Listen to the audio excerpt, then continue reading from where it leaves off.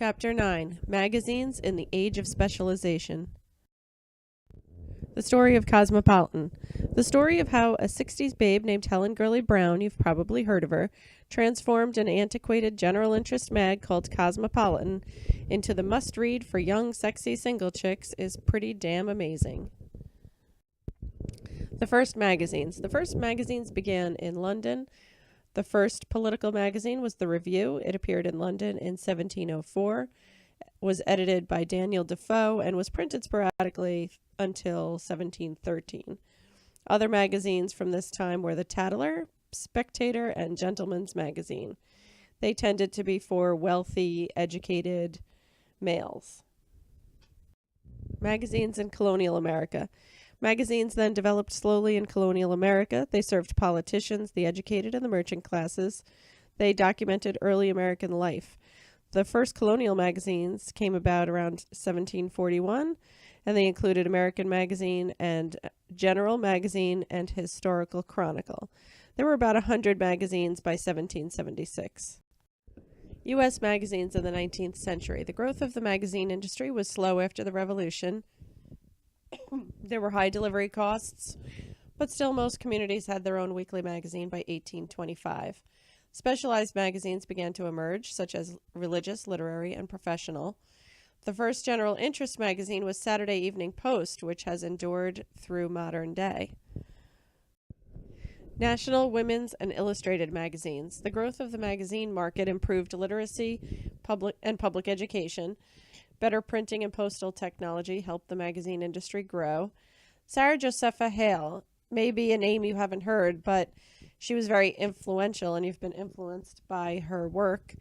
She's the author of Mary Had a Little Lamb, and she also campaigned for the holiday Thanksgiving to be a national holiday. She published the first magazine targeting females. Ladies Magazine merged with Godey's Ladies Book, helped to educate lower and middle-class women who were denied education. The development of modern American magazines. The Postal Act of 1879 lowered postage rates, which helped to increase magazine circulation, and advertising revenues soared. Advertisers used magazines to capture attention and build a national marketplace. Ladies' Home Journal was the first with a circulation of 1 million. Social reform and the muckrackers. Rise in circulation of magazines coincided with rapid social changes. Magazines allowed journalists to write in-depth about issues. The muckrackers were investigative journalists. They raised awareness leading to the Pure Food and Drug Act, the Meat Inspection Act, and antitrust laws. The rise of general interest magazines. General interest magazines were prominent after World War I through the 1950s. They combined investigative journalism with broad national topics. Photojournalism gave magazines a visual advantage over radio. Prominent general interest magazines included the Saturday Evening Post, Reader's Digest, Time, and Life, and all of those have endured to modern day. Pass along readership, the total number of people who came into contact with a single copy. The fall of general interest magazines. The decline of general interest magazines began in the late 1950s with changing consumer tastes, rising postal costs, and falling ad revenues. Television also contributed to the decline of the magazines. But TV Guide highlighted interest in specialized magazines because of the growing power of checkout lines. They had a good formula of making sure that their small magazine, which was a different size and was easily portable. They made sure it was up by the checkout lines so that people could see it and potentially buy it. And it capitalized on the growing power of television. So rather than having television dip into their sales, they figured out a way to create a magazine about television so that people would buy it.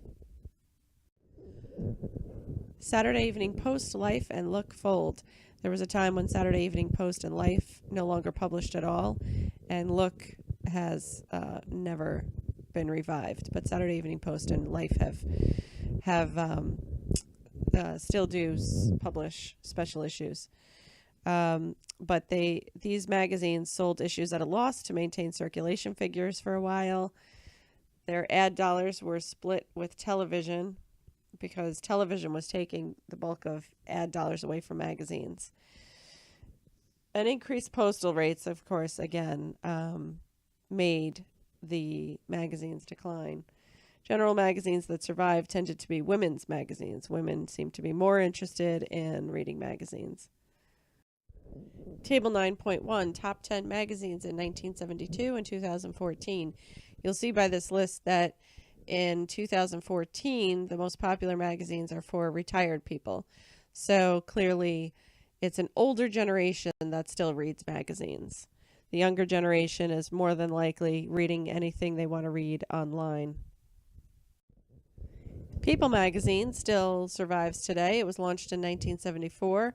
It was the first successful magazine of its kind in decades. Some people charge that People is too specialized to be mass market with its focus on celebrities, music, and pop culture.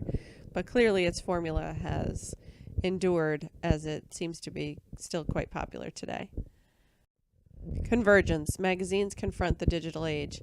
Magazines move online. Magazine companion websites are ideal for increasing reach of consumer magazines, and they feature original content. So some original content can be found online versus in print.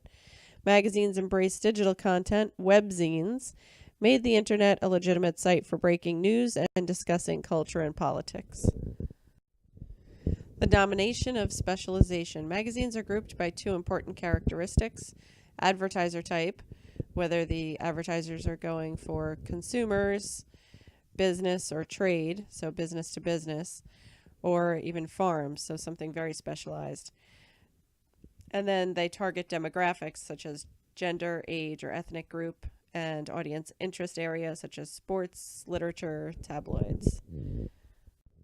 Magazines are also broken down by specific target audience such as men versus women, sports, entertainment and leisure, age group, elite magazines aimed at cultural minorities, and supermarket tabloids. Magazine departments and duties. The editorial department includes the publisher, editor-in-chief, managing editors, and sub-editors. Sub-editors oversee photography, illustrations, reporting and writing, copy editing, layout, and print and multimedia design. Production and technology maintains computer and printing hardware. Magazine departments and duties continued. Advertising and sales departments secure clients, arrange promotions, and place ads. Rate cards indicate ad sizes and prices. Circulation and distribution departments monitor single copies and subscription sales. Subscriptions may be paid evergreen. Evergreen subscriptions never run out. You're billed automatically until you cancel. Subscriptions may also be controlled or digital. Major magazine chains include Time, the largest magazine chain in the United States, Advanced Publications, or Condé Nast, which is a force in upscale magazines. If you look up Condé Nast, they have quite a suite of magazines. Hearst Corporation is another major publishing conglomerate. Publishes Cosmopolitan L and O. Meredith Corporation specializes in women's and home-related magazines. Rodale publishes health and wellness titles such as Prevention Magazine. Many American magazines have carved out global market niches. Many major publishers operate custom publishing divisions, and some of these produce publications such as magalogs, which are catalogs designed to look like high-end magazines. Figure 9.2, top U.S. consumer magazine companies. The top players here are Time Inc., Hearst, Advance or Condé Nast, and Meredith.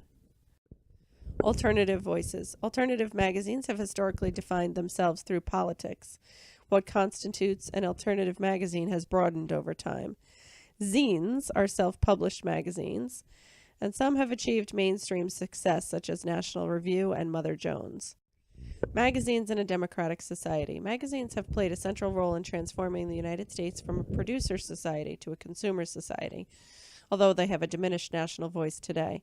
Contemporary magazines help us think about ourselves as participants in a democracy. We are often viewed as consumers first and citizens second. Magazines are growing increasingly dependent on advertising. Readers are just viewers and purchasers of material goods. Good magazines maintain our connection to words in an increasingly digital culture. That concludes the lecture for this week. I encourage you to read the chapter in its entirety. And of course, topics from this chapter will be on the final exam.